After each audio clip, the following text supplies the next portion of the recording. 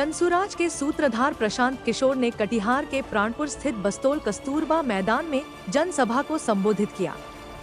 उन्होंने अपने भाषण में लालू परिवार, नीतीश कुमार और भाजपा पर जमकर निशाना साधा। प्रशांत किशोर ने कहा कि लालू अपने 9वीं पास बेटे को मुख्यमंत्री बनाना चाहते हैं, जबकि बिहार के बच्चे गुजरात की फैक्ट्रियों में मजदूरी कर रहे हैं। उन्होंने कहा कि सीमांचल में लोग कहते हैं कि उन्हें 4 किलो अनाज और बिजली तो मिल रही है, लेकिन बच्चों को न शिक्षा मिल रही है, न रोजगार। हर तरफ भ्रष्टाचार फैला है और लोग बदलाव चाहते हैं। मोदी पर हमला करते हुए उन्होंने कहा कि प्रधानमंत्री बिहार में आते हैं, सैकड़ों करोड़ खर्च कर रैली होती है, लेकिन न रोजगार की बात होती है, न चीनी मिल खोलने की। प्रशांत किशोर ने कहा कि 15 वर्षों से बिहार में नीतीश और मोदी की सरकार है।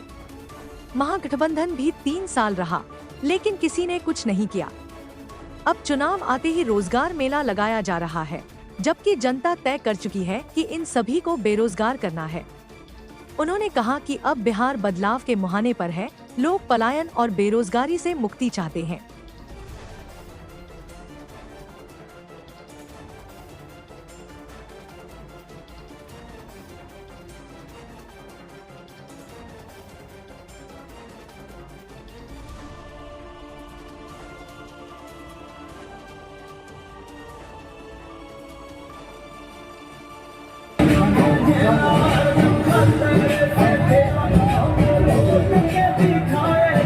के बिहार में इसी भ्रष्टाचार वाले राज्य में बिजली का बिल 1000 आए चाहे 2000, घरे घरे बिजली आया है कि नहीं आया है?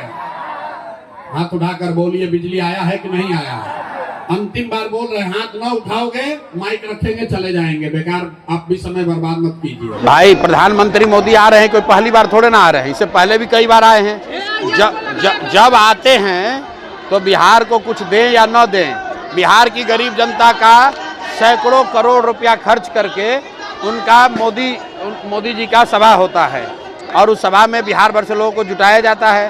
और जुटाने के बाद फिर वही बात, आज तक मोदी जी ने ये नहीं कहा कि भाई बिहार में चीनी मिल कब चालू होगा, बिहार में बच्चों के लिए पढ़ाई कब होगी।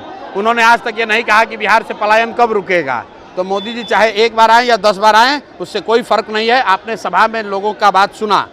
मैंने लोगों से पूछा कि भाई अगर वोट बिहार का है तो फैक्ट्री बिहार में लगना चाहिए कि गुजरात में? लोगों ने कहा बिहार में लगना चाहिए। लोगों से ये पूछा गया, भाई 15 साल में मोदी जी ने फैक्ट्री कहाँ लगाया है? बिहार में लगाया है, गुजरात में? सारे समाज ने कहा गुजरात में लगाया है। फिर हमने पूछा भाई कि ये मंजूर है? लोगों ने कहा भाई मंजूर नहीं है। ये मंजूर नहीं है कि वोट आप बिहार में लीजिएगा और फैक्ट्री गुजरात में लगाइएगा।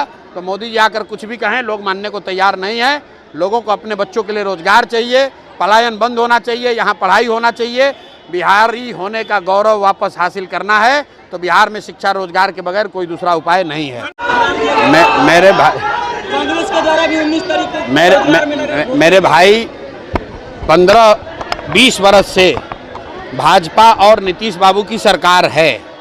उसमें 3 वर्ष बीच में महागठबंधन था। 17 साल से भाजपा की सरकार है। केंद्र में 15 साल से इनकी सरकार है। 15 साल में कितने लोगों को रोजगार दिया है? अब चुनाव सामने है तो रोजगार मेला लगाने का कोई फायदा नहीं है। जनता ने मन बना लिया है, अब इस बार इनको बेरोजगार करने वाली है। जनता ने इस बार मन बना लिया है, नीतीश, भाजपा और लालू के पार्टी के लोगों का बेरोजगार होना तय है। नवंबर में ये सब लोग बेरोजगार हो जाएंगे। जनता का राज बनेगा, बिहार के बच्चों का राज बनेगा। बिहार में जनसुराज आने वाला है। नीतीश, मोदी, लालू यहाँ से और उनके दल के नेता बेरोजगार होने वाले हैं। कितना विकास हुआ है तो लोगों से आपने पूछा। लोग कह रहे हैं कि 4 किलो अनाज मिल रहा है, लोग कह रहे हैं कि उनके घर में बिजली आई है, लेकिन सारे लोगों ने कहा कि उनके बच्चों के पास ना रोजगार है, ना पढ़ाई है, और बिहार में बहुत भारी भ्रष्टाचार है। जो बात हमने कही वो तो आप भी कैमरा लेकर वहाँ थे। लोगों ने क्या कहा आपने सुना और अपने कैमरे में रिकॉर्ड किया। लोग बिहार में बदलाव चाहते हैं, अपने बच्चों के लिए शिक्षा और रोजगार चाहते हैं। लोग हर हालत में पलायन से छुटकारा चाहते हैं। लोग चाहते हैं 2 रुपये कम मिले, लेकिन उनके घर के बच्चे, उनका पति, उनका बेटा बिहार में ही 10-12 हज़ार रुपये कमाए, उसको बाहर जाकर गाली ना सुनना पड़े, उसको लड़ाई ना करनी, झेलनी पड़े।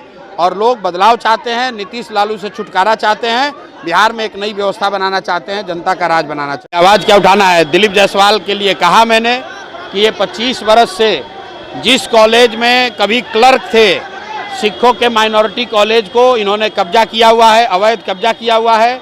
वहाँ पर 50 से ज़्यादा बिहार के अलग अलग दलों के नेताओं के बच्चों को, उनके परिवारजनों को बिना एडमिशन टेस्ट के, बिना किसी फ़ी के उनको वहाँ एडमिशन दिया गया है। वहाँ पर सैकड़ों करोड़ रुपए आयुष्मान भारत के तहत निकासी करके गबन किया गया है। वहाँ पर एक राजेश शाह व्यक्ति की संदिग्ध हत्या हुई है, जिसमें दिलीप जायसवाल नामजद अभियुक्त हैं। ये सारी बात प्रेस के माध्यम से मैंने बताई है और पिछले 10 दिन से दिलीप जायसवाल डर के मारे चुपचाप बैठे हुए हैं। इनका हिम्मत नहीं है कि ये इसका जवाब दे पाएँ।